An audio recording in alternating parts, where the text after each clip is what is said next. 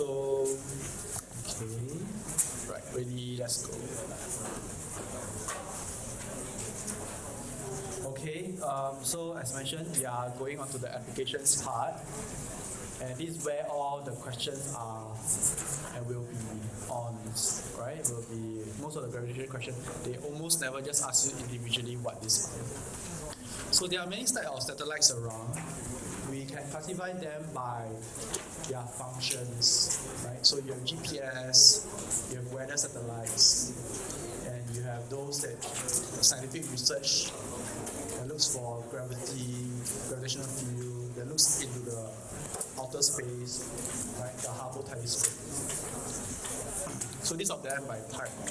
There are also satellite by weight, right? So I used to work in a center called Center of Quantum Technologies in NUS. One of my friends sent out a quantum device into outer space. Right, so but that's on a small satellite, so smaller than this. Right, so one of the questions that we always ask is this. Right, for a satellite in outer space, there's a gravitational force acting on it.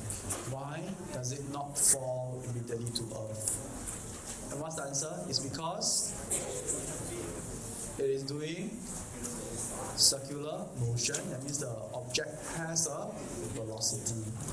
Alright, so we call circular motion. Object that experiences gravitational force due to Earth, but is traveling with velocity v, right, perpendicular direction of force, may do circular orbit around Earth. Okay. So this is the first part, and I want you all to. Is it in your notes? Can you highlight this? The word is provides. Now, if you in a question, not talking. In a question, it's very important. If you just write FG equals to FC, Cambridge will mark you wrong. Because it is not equal, just like your upthrust equals to your weight, that's why the thing floats. It is provide. They were so particular about it, right? So it is provides the centripetal force for a circular motion. So even before you write this equation, you have to write a sentence. Or at least you write FG provides FC. At the bare minimum, you need to write provides instead of an equal sign right away. After that, you just plug in the equation, rearrange, you get the answer. Right? So here, we are able to find the orbital speed of a satellite around Earth. That's why the m becomes the mass of Earth. So one more time, gravitational force is gm over r squared, right? The mass of Earth, the mass of the satellite. Centripetal force tells us the object that's orbiting, so it's the mass of the satellite. You notice there's small m on both sides, that's why it cancels away. Which means something very interesting, right? We see that the orbital speed of the satellite is independent of the mass of the satellite. Which means, at the same radius away, a 1,000 kg satellite and a 10 kg satellite, they'll be orbiting at the same speed. They'll be orbiting at the same speed, which is kind of amazing because that makes a big difference in the energy required. Right? At the same orbit, a heavier one will have a lot more energy required. Okay, moving on. There are also types of satellite when you classify it by the type of its orbit. So there's the polar orbit, which goes to the poles of the Earth, right? Polar, the rule is poles. There's a low Earth orbit, and there's a geostationary orbit. This is the one I want you to take note of. What is the geostationary orbit? It looks like this. Watch. You can see? It's always over a certain part of the... I think the GIF is somewhat wrong, but it's supposed to be always over a certain part of the Earth. Right? So the satellite and the Earth should turn together at the same time. Can? Okay, so that's what the geostationary satellite is. So it's circular orbit above the equator of the Earth. Think about it, the condition is that always above a certain point of the Earth. If it's not orbiting over the satellite, can it be possible? The satellite, if it's not over the equator, can it be a geostationary satellite? Answer is no. If it's a polar orbit, it's sometimes over the North Pole, it's sometimes over the South Pole, it's not always over the same point. So Singapore is pretty close to the equator. If we look up, we can see a satellite. Then 2 hours later, I look up, I still see the same satellite. 3 hours later, I look up, I still see the same satellite. That means it's always over the same point. But a satellite that moves over the North Pole, then to Australia, then to Africa, and it is not over the same point. Okay? Can? Do you all get it? So next thing, it must be moving in a direction similar to the Earth's rotation. That means if the Earth is rotating this way, the satellite cannot be going the other way. Because if it's going the other way, sometimes over Singapore, sometimes then it will be over other parts that's on the equator, like India. Right? Can? And the period must obviously be 24 hours. So geostationary orbit. This orbit is sometimes called a parking orbit, and it's used for communications, etc.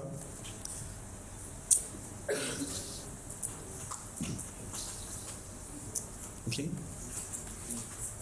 So in this question, we are given this. Find the height h of a geostationary orbit above the surface of Earth. Note that height h is not r. R is the radius of orbit from the center of the Earth. Okay, so how do we do it? Again, watch. Before I write the equation, I write this statement. Can you write it down? You write and put a asterisk like Fg provides the centripetal force. Fg provides the centripetal force. Then you can write down the equation that follows. And watch. Here, what did I write? In the previous example, I wrote mv squared over r. Here I wrote mr omega squared. Why?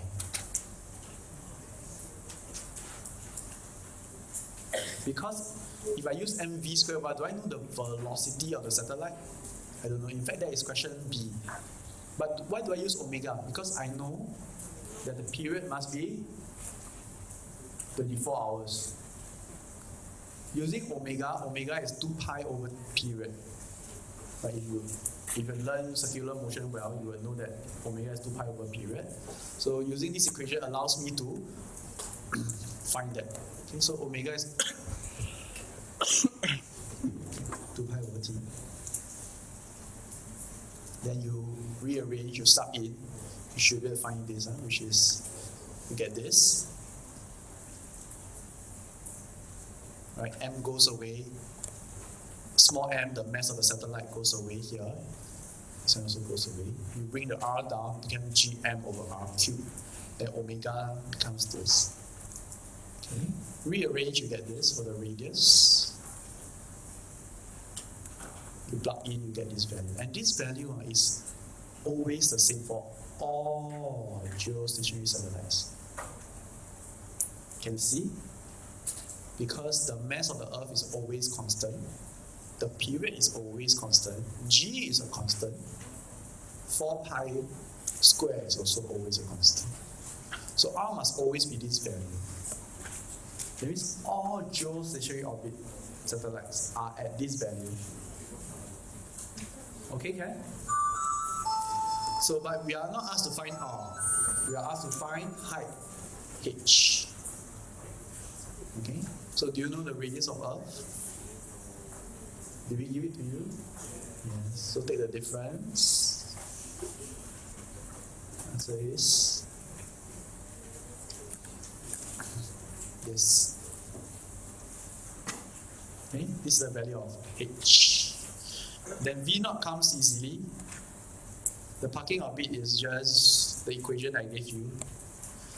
Or you can also just use this equation. So V naught, you can use the equation I gave you, or you can use this this other one, which is basically the distance traveled, which is the circumference, right, traveled by the satellite divided by the period. Okay, so you can use the equation I gave you, which is gm over r square root of this value. Okay, the rest is just mathematics. The most important is the first line now. Most important is this first line. And just make sure you plug in the correct values.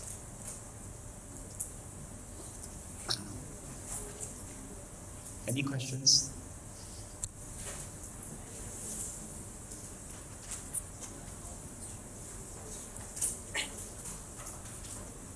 Completely fine. So the velocity of the satellite is about 3,000 kilometers per second. If you got hit by one of these satellites, what will happen? That depends whether you are wearing a spacesuit or not. Because if you are not wearing a spacesuit, you will have already been not alive. You won't care anyway. Okay, good. But most of you know, have a sense of intuition. Alright, moving on. So let's pause and think. So play this with your friend next to you. Are all geostationary orbits over the equator? Answer is? Very good. But you watch this. Can a satellite over the equator but not be in geostationary orbit? Yes. How?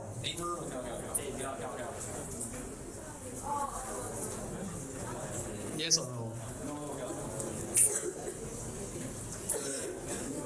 Answer is actually yes, can. You can be at the same distance away. You can be at the distance of geostationary orbit, but you are rotating in the opposite direction. Right? It will be a short-lived satellite because everyone is going that way, right? Then you drive the other way, you sure langgar. Right? You sure get to a satellite accident. Okay? Can? So yes, it's still possible. So geostationary orbit satellite, you need to know the criteria very carefully. Okay? You need to be able to list the criteria out. Alright, next. Weightlessness in orbit. This is very, very important. You all have seen all the videos, right, of Stephen Hawking floating in air, and all the astronauts floating in air. Not in air, floating. Well, they are floating in air, but in space. Right, they are floating in the air of their space shuttle, but the space shuttle is in space. Have you all seen those videos? We say that those people are experiencing weightlessness. But I want to tell you that you probably will have experienced weightlessness to some degree before. And what is it? Weightlessness, right, essentially the feeling of you not experiencing a normal force and yet staying in the same position relative to your surroundings. So imagine this. If you're in a lift and I remove all the safety mechanisms, which there are plenty, and then I cut the wire. Now for a short moment in time, you will not need to touch the bottom of the lift, and yet you are floating with the lift. So you are falling at free fall, but the lift is also falling at free fall. So you and the lift are moving together. You'll be like, whoa, what's this experience? Okay? That experience is weightlessness. Okay? Can? Of course, that begs the question, what do you do next? There's not much thing you can do. I tried to study the physics And I derive, I mean, there are things, right? If the lift was being cut and you're free falling, what should you do? Should you stand up, move to the wall, or lay flat on the ground? Well, all the scenarios end terribly, so just enjoy the one. Alright, in other words, n equals to 0, and this experience can be simulated. Shall we see this? Maybe let's not, okay? You can just go ahead and Google weightlessness on YouTube, right? Then we can. So let's see how this is actually done, okay? So now, we take a spacecraft that's orbiting in space. Orbiting means it's moving in a circle. You're also moving in a circle, but let's not assume that n is equal to 0. Let's work it out. So for a person that's in the spacecraft, you experience two forces. One, Fg, the gravitational force of Earth pulling on the astronaut, and N, the force of the floor of the spacecraft on the astronaut. That allows us to then form this equation, right? For circular motion of the spacecraft and the astronaut. So watch out, this mass ms is the mass of the spacecraft and the astronaut together. So this ms, be very careful, is both of them together. This big M without any subscript is that of the Earth. You rearrange, you get this equation. Okay?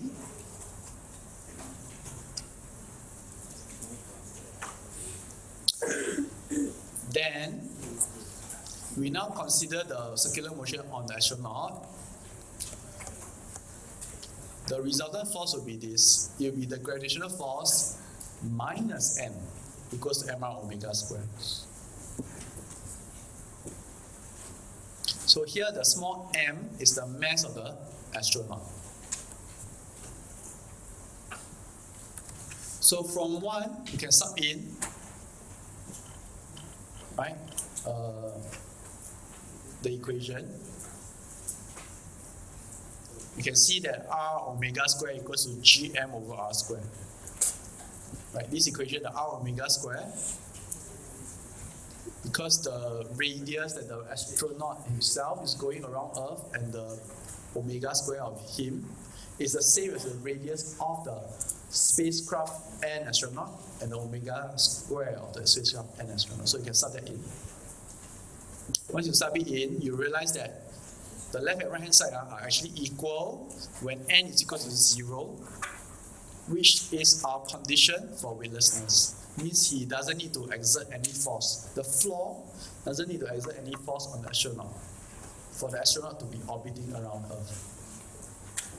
Okay, so indeed he will be floating about in the space. So we learn two things here. I say again for weightlessness. We learn that weightlessness is a condition when n is equal to 0. And secondly, I proved it to you that a spacecraft is in orbit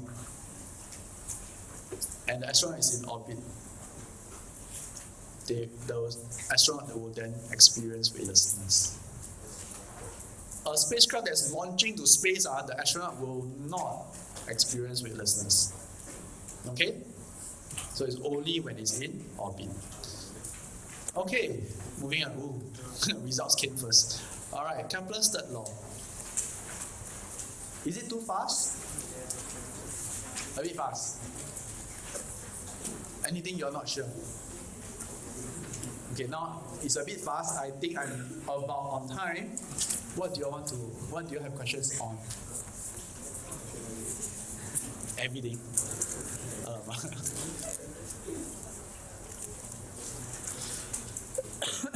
Okay, look through the first three applications. Satellites in orbit, geostationary orbit, and weightlessness. These three. Anything you have a particular question on? Can I ask? Wait, who is this boy saying this? Oh, okay. Yes. Can I what?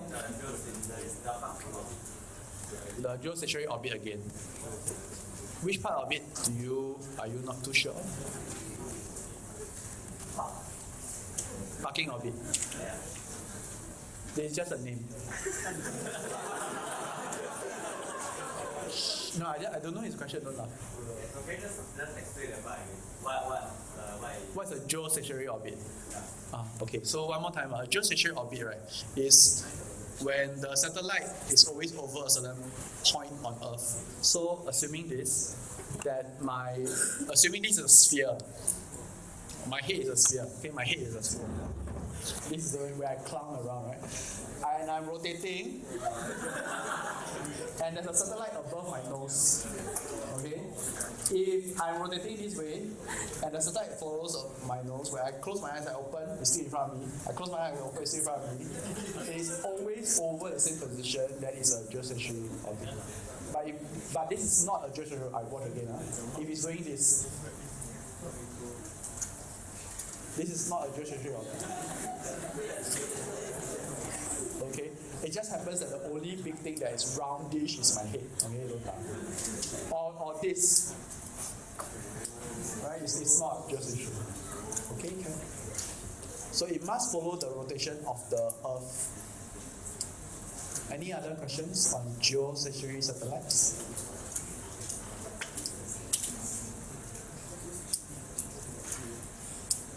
No? Okay. Weightlessness?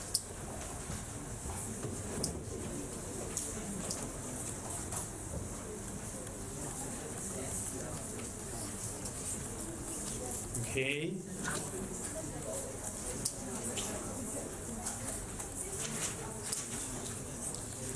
Okay, if not, then I can go on to the next one, which is Kepler's third law. Okay, so consider a planet orbiting around the sun. Again, you watch. I say so at the start, right? Can you see? I use alphabets. I use words. I say gravitational force provides for the centripetal force. But here I just wrote in symbols to save space. Okay, in the exam, you're going to write it probably once throughout the few papers you have. You probably have to write in full words. Right? So it provides, most important is this, then you can write down the equation. So in Kepler's law, notice which equation of centripetal force we choose to use. Instead of mv squared over r, we use mr omega squared. Then since omega equals 2 pi over t, it becomes this. We can rearrange to get this equation. And I want you to see that for pi squared, g and m are all constants. Okay, we assume that generally the mass of the sun is constant, which is not exactly, but it's also not varying like the weather either. It is more or less fixed. Okay, so this whole part becomes a constant, which allows you to say t squared proportional to r cubed. Okay, and then we can generalize. So this allows us to say something like this. Earth compared to a planet like Jupiter, which one has a longer period? It has to be Jupiter. Okay? But of course, I'm not going to ask you things like, oh, what about Venus, Mercury? You know Earth is which planet from the sun? Is the third. There's this TV show called Third Rock from the Sun, in case you don't know. Right. Okay, moving on. Kepler's third law.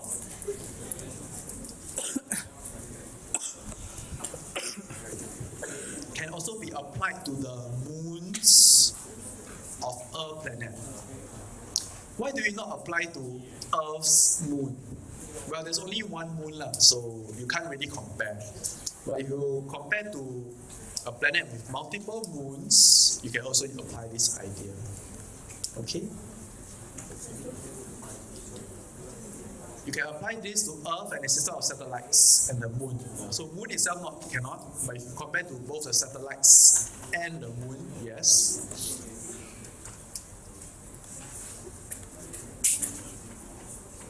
Okay, any questions? Okay, so finally we can give an example to give you some idea of what we are asking. So, we are asked to plot t squared against r cubed for the case of planets orbiting around the Sun, moons orbiting around Jupiter, and satellites and the Moon orbiting around the Earth. Okay, can you take about 3 minutes, 4 minutes to do it? Okay, try.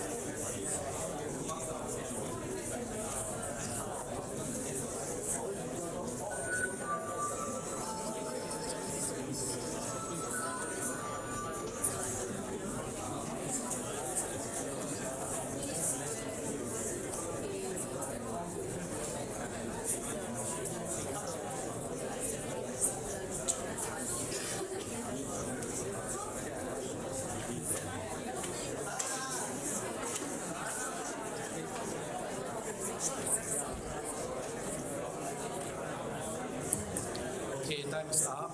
Let's see. So, we know this equation. And we must know how to apply this equation. Hello? Thank you.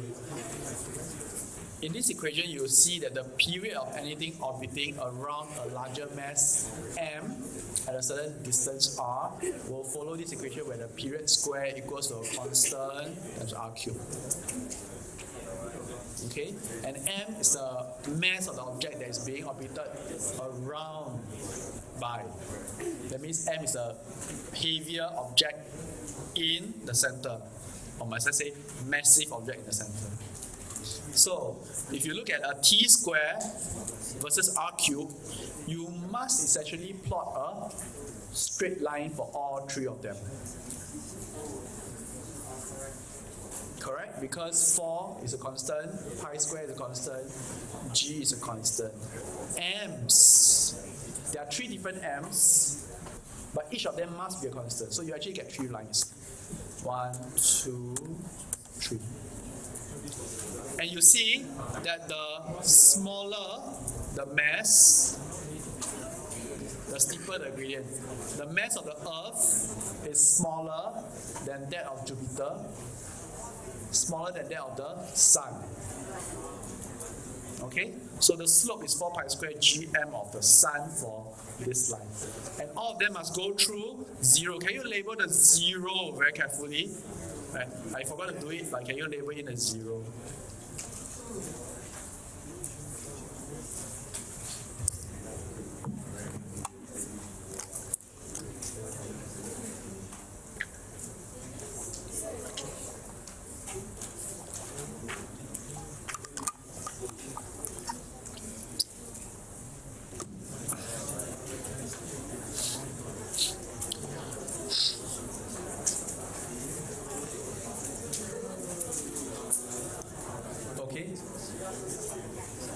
Great. Moving on. Example number. Yes, you have questions? You have a question, is it? A few points there? Okay, never mind. They are not looking at my side. Never mind. Example 8. Calculate the mass of the Sun given that the Earth takes 1 year to orbit around it. Okay? So remember the last lesson, we found the mass of the Earth. And we realized we used it a smart way. We didn't weigh the Earth. Now we are using another smart way to measure the mass of the Sun. Right? Anyone who tells you to weigh the Sun by putting it on a weighing scale is totally So okay, anyway, so this is something for you all, since you are a nice crowd. There was this so this astronaut scientist, right, was talking to a friend, and they said, you know, it's so hard to land on the Sun. Then the friend said, you all should go at night.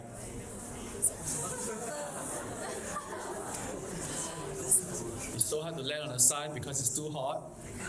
So the friend said you should land at night. Okay, never mind, moving on.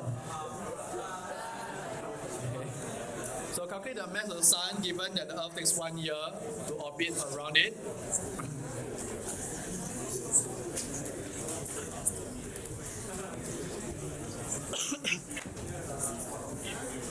Do you have this example? No. Oh, you don't have this?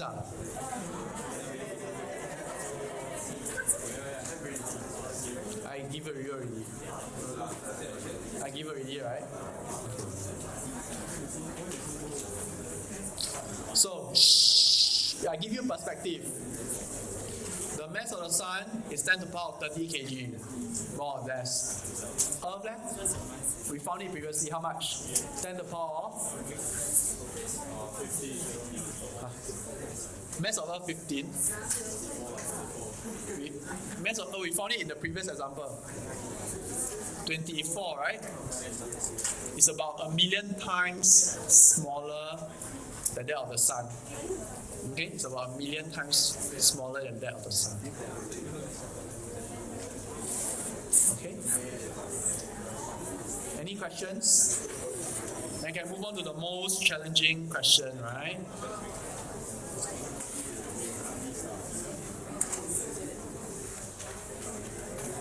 Right, binary stars. Okay. I need your full attention. This one I added in for your batch because I realized after many years, right, every year this is a pain point for many students. Okay, a binary star is one where two stars rotate about their common center. Can you see the diagram? Okay, their periods, is it the same? Yes. Their radius, is it the same? No, but is the period the same? Yes, it has to be the same. If it's not the same, their common center of mass will not be there because the red one will rotate until it's behind. Right? If it's rotating faster, it will rotate until it's behind here. Then the common center of mass will move, but cannot. Common center is common center. Okay, and the common center is actually closer to that of the heavier planet. So when we talk about the Earth rotating about the sun, actually we are also doing somewhat like a binary star. Imagine no other planets but just Earth and the sun. It is also like a binary star, just that the sun is so massive, 1,000,000 times heavier, that the common center is actually within the sun. Then it's as if we are rotating about the sun.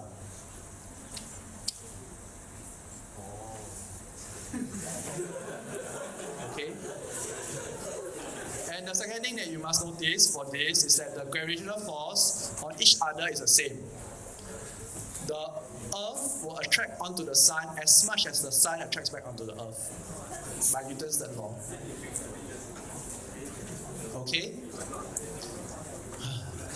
So, whole chunk of words. So considering the gravitational force, the distance between the two planets is R1 plus R2. So I need you to pay special attention to the distances. The gravitational force distance is R1 plus R2. Because that's the distance between the planets at all times. It's radius 1 plus radius 2. Agree? You look at the diagram, agree? Agree, huh? However, for the circular motion radius, can you see that it's different? For M1, the radius is R1 only. For M2, the radius is R2 only. Agree? Right? Then now we're going to put it all together. Then you see all the math that follows. The physics is only until about this point. The physics is until this point. The rest is math. But it is the math that trips so many students out. I decided, okay, let's be merciful, let's put it in. Okay, so let's put them together. What do we have? Since Fg provides Fc, Fg equals Fc for whichever mass. So for mass M1, notice for mass M1 and mass M2, the gravitational force stays the same. So the left hand side of the equation for both sides stays the same. But for the right hand side, it's not. Okay? So left hand side, you can cancel out M1, M1. The right column, you can cancel out M2, M2.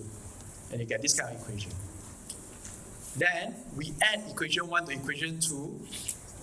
We get this bunch of equations. Then we rearrange, and we get T equals to 4 pi square bracket R1 plus R2 bracket cube over G M1 plus M2 whole thing square root. And the students look at this and whoa, get scared. Okay, but I'm going to be frank with you. I don't want to scare you, but I'm going to be frank with you. For the many past year questions, for the last 2-3 years, Cambridge has been asking binary stars. Okay, they have been asking because when they test a normal gravitational question, it's too easy for our A-level students. They cannot differentiate, so they use binary stars, which is harder. Okay? Any questions on how to derive this? Put a star and okay, know this page. Now, when I showed you the first diagram here, you may be mistaken that all binary stars do circular orbit. It's not true. It can be like that. It can be an elliptical orbit, but it's out of syllabus. And I want you to imagine this. This is when you're looking from the top and you're spinning like this. Can you imagine you're looking from the side? What do you see? You'll see this. And this is actually one of the Cambridge questions. They said there's a binary star system, but because it's so far away, you can't see there's actually two planets. It's so far away, it's as if it's one planet. But something is happening. When it's spinning, you see one spot. It's so small, it's 1 pixel only. But you see one spot. But that pixel, you can see the intensity is changing. It's brighter, darker, brighter, darker. Or in fact, it should be bright, then very dark, then bright, then slightly darker, then brighter. You see this? Can you see this line? It goes bright, then when the small one is behind, it gets completely dark. Right? Where is it? Yeah, small one is behind. This one is when the small one is covering the bigger one. Because it cannot cover the big one fully, it gets only slightly dimmer. It's only blocking a small portion of the luminosity. So you get two different kind of dips. And this was a Cambridge question. Can you imagine how to figure out? Now you can. Can? Yeah? Bell curve, yeah. This puts you on the front part of the bell curve. Thank you very much. Right, done with that. We're going to press on a little bit. Right, so from this point on, it's pure H2 material. Okay? We're going to talk about energy.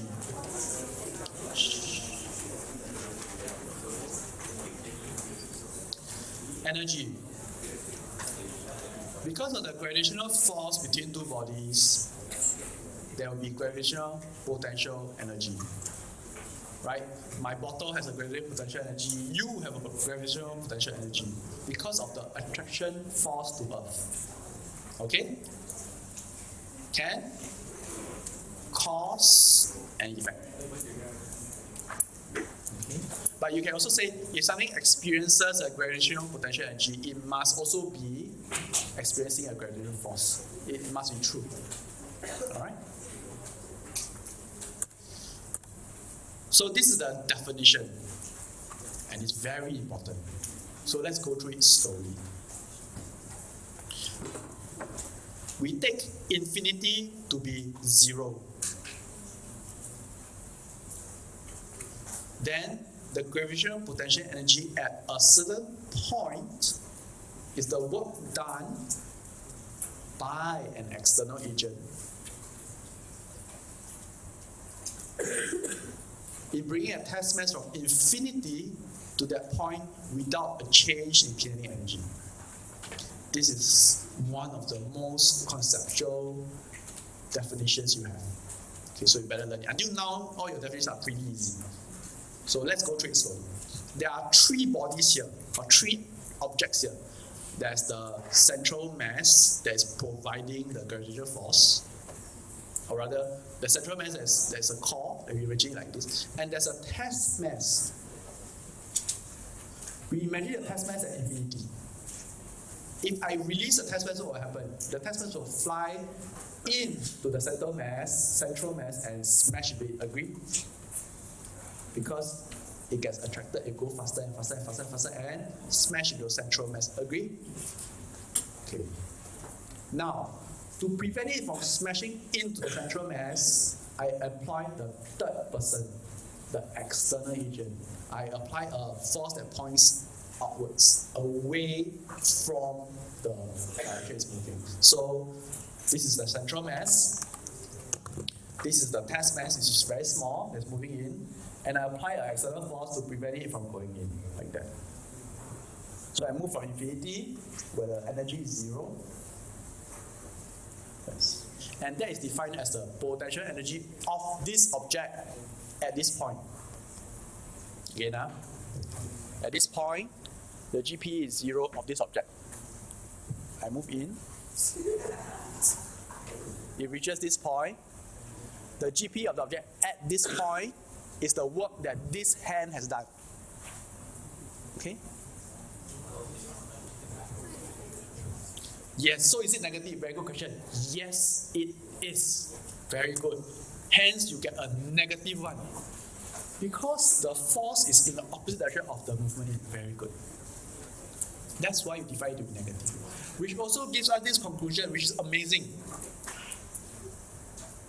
If infinity is at 0, all the rest of us, our GP is actually negative. Where is infinity? Infinity radius from Earth. Not this way, this way. Because the radius of Earth is measured from the bottom of my feet upwards, right? So infinity is that way. And that is where GP is equal to 0.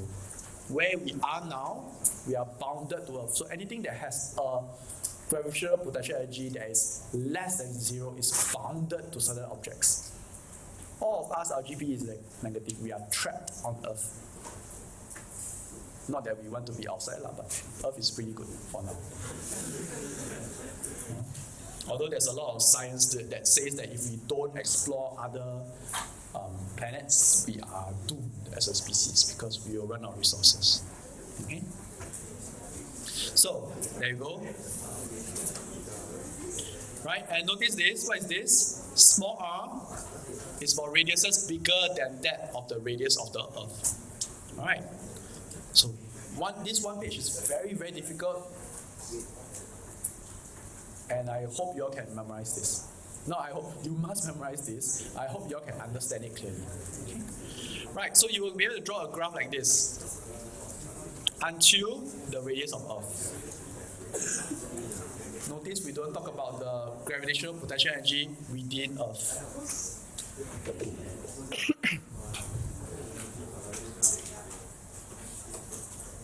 Okay, so it's a negative 1 over r curve.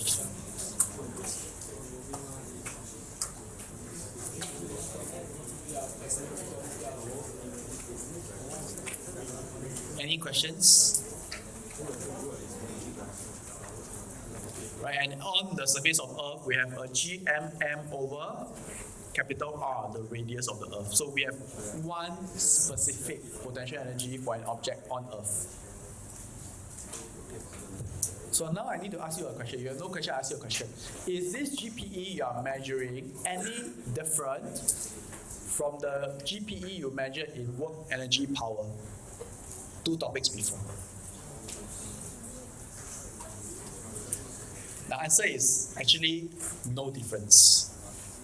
The only difference is the perspective. Because we are now talking about celestial systems across vast space and vast distances, that a fall of 1 meter here, like you see like that, fall to the table, this 1 meter. This R is so small compared to the radius of Earth that the change in total GPE of this thing is insignificant. But the change in GPE in this short amount, right, is significant only when we are looking at this small space. But if you're looking at the vast space of Earth, this change of 1 meter is so small compared to the radius of the Earth. So the GPE dropped from negative a very big amount to negative a slightly bigger amount. The total value didn't change much. But that small change allows us to have a conversion of GPE to KE. That's the key difference. So the GPs you're talking about is still the same, but due to the difference in perspective, you can think that it might be different. And we need to learn when to use which perspective. Okay? Any other questions?